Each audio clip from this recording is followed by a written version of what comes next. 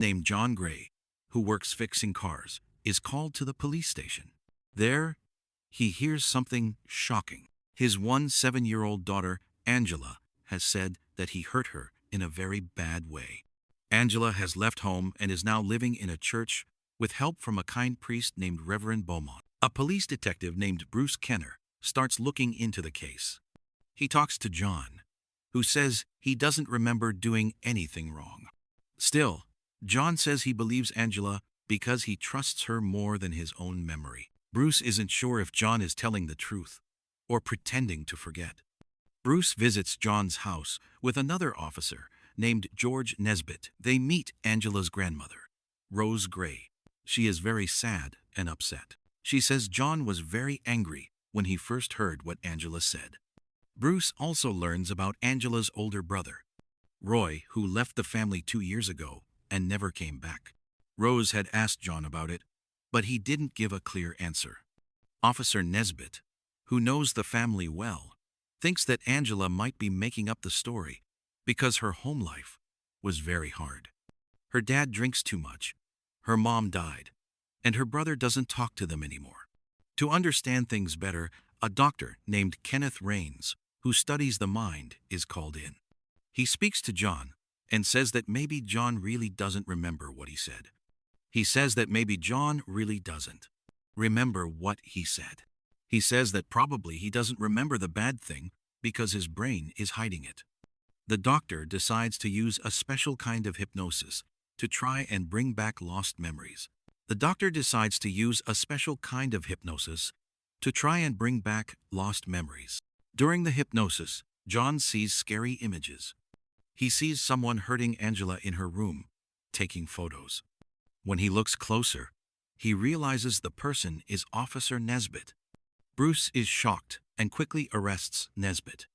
Then Bruce and the doctor go to the church to hear Angela's full story.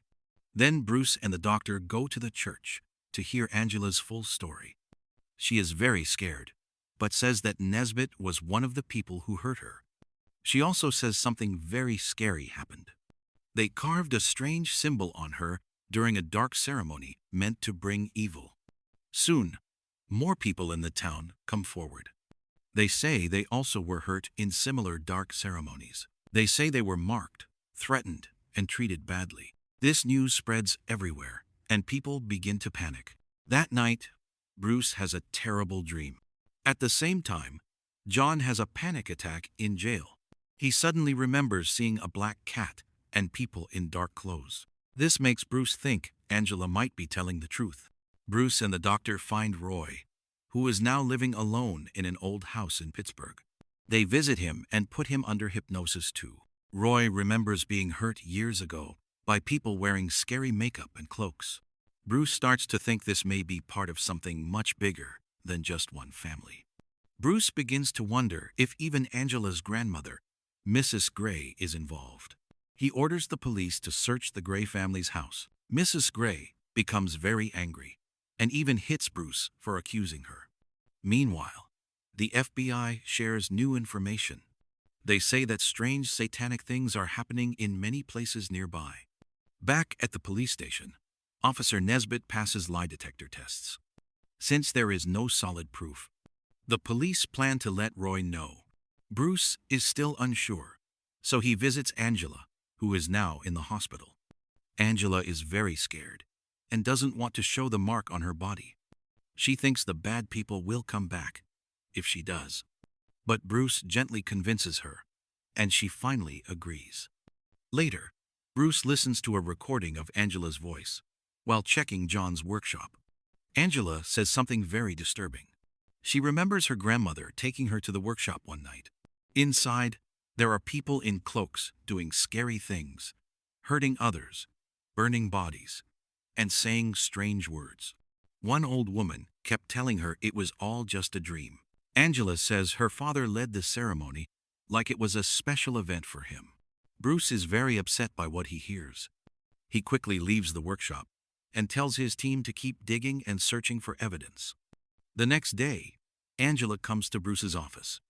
She's scared and says someone is watching her, just like what happened the other day. Midnight, where no one speaks. She feels like they're not just threats, they might be signs of something even more dangerous. Angela continues to feel watched. She sees people in crowds staring at her, but never coming close. This makes her feel like she's being hunted. Bruce, worried and curious, decides to go to the place where Angela's mom was last seen before she died. While walking through the streets, Bruce starts to notice something strange. People are staring at him in a way that makes him feel very uncomfortable. That night, Bruce has a terrible nightmare. In his dream, he is sleeping when a group of people dressed in black suddenly attack him. They tie him up and give him something to make him sleep deeper. A girl wearing a red hood appears and hurts him while others take scary photos. Suddenly, the girl's face changes into an old, creepy woman.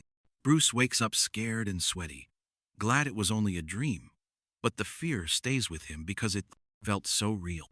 The next day, Bruce talks to John again, but nothing new comes out of it. John seems lost in strange thoughts, drawing odd symbols and praying. He won't answer questions or say any names. Bruce feels angry and frustrated because it seems like the case isn't moving forward at all. Dr. Rain sees that Bruce is stressed and tired. He gently tells Bruce that maybe he's pushing himself too hard, but Bruce pretends he's fine and doesn't want to admit how difficult this case has become. Later that evening, Bruce, Dr. Rains, and Reverend Beaumont go to a meeting between Angela and her grandmother Rose. Rose strongly says she had nothing to do with any of the strange or evil things. But when Angela blames her for hiding the truth, just like her father, Rose becomes very angry. The talk becomes tense and uncomfortable. Bruce watches it all, feeling like nothing is getting better and no one is telling the full truth. Later on, Bruce opens up to Dr. Rains about how hard and confusing. For the first time, Bruce starts to think that maybe something supernatural or evil really is going on. Reverend Beaumont tries to comfort Rose after the meeting, saying that maybe dark force has made her do things she didn't understand. That night, Bruce is watching a television show about Satanism when the phone rings.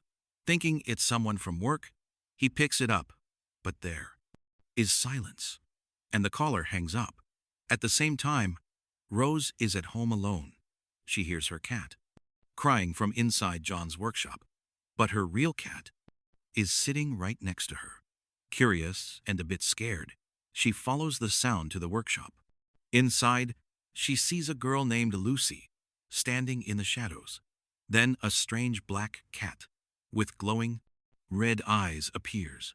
Terrified, Rose runs back to her house, but once inside, she sees horrible things, scary voices coming from the television, the sound of crying babies, and blood coming out from under the doors. In a panic, she jumps out a window and ends up in a hospital. Afterward, Bruce visits Angela again at the church. They walk quietly through a graveyard, and Bruce talks about what happened to Rose and how they are still waiting to hear Angela's full story. Angela says she still loves her family, even with everything that has happened. As they sit on a bench, Angela rests her head on Bruce's shoulder. It feels like they share a bond, like a father and daughter. But then, things get strange when Angela suddenly tries to get too close to Bruce. He pulls away, embarrassed, especially because he sees Reverend Beaumont watching from a distance. Later, Roy visits Rose in the hospital. He's surprised to see her acting